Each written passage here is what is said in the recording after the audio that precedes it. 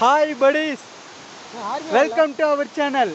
இன்றைக்கி நம்ம பார்த்தோம்னா இன்றைக்கி வட்டக்கானல் வந்தோம். செம்ம எக்ஸ்பீரியன்ஸாக இருந்துச்சு. ஃபஸ்ட்டு நம்ம வந்தோடனே டால்ஃபின் ஹவுஸ் பார்க்க போயிருந்தோம். அது ட்ரெக்கிங்காக இருக்கும்ட்டு தெரியும், ஆனால் இந்த அளவுக்கு டஃப்பாக இருக்கும்ட்டு எங்களுக்கு தெரியலை. ஸோ ஆனால் செம்ம ஃபன்னாக இருந்துச்சு இன்றைக்கி. உண்மையிலே வந்ததுக்கு கைகால் நடுங்கினது தான் மிச்சம்.